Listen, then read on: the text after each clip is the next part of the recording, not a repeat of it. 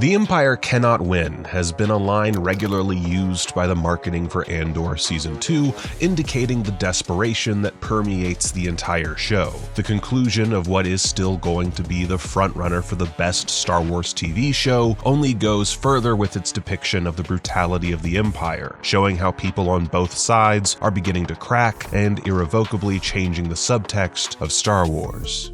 I was impressed with Andor Season 1, and Season 2 largely lives up to expectations, so I'll get the bad parts out of the way. There are occasionally illogical and irritating character decisions, including one death that left a sour taste in my mouth that disrupt some storylines. They are mostly minor flaws, though, since it is often at least possible to justify them. But the big one to discuss is this season's time jumps. Given how pressed for time the writers are, I really noticed when something was dragging on, and I'm still deliberating on whether this show needed a third season. It has to imply a lot that happens in the year that passes between every 3-episode arc, and I would have liked to see some of these events further clarified. Ultimately, though, Andor achieves what it set out to do in covering a broader timeline, organically showing how the rebellion and the characters evolve, even if it's still missing out on a few valuable things.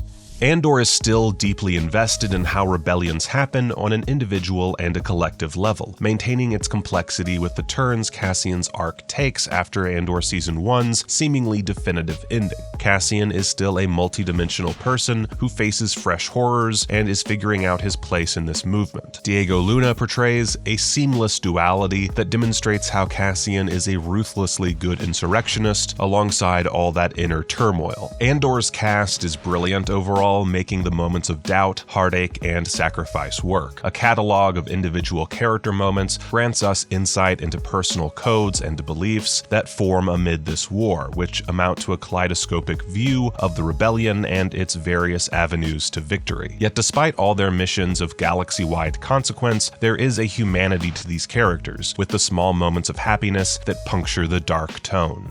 The rebellion is shown to have many moving pieces. Tensions of class and experience play into the plans of the Empire and rebellion. However, the localized storylines are all unfolding against the backdrop of the Gorman massacre, which is undoubtedly the prison arc of Season 2. It is another harrowing illustration of the nature of imperialism and fascism. Andor Season 2 certainly does change Rogue One, and how the two projects fit together is extraordinary. Thus, Andor finishes its work in doubling down on what Rogue One started, pushing Star Wars beyond its old boundaries for a potency and relevance that none of its other properties have ever achieved.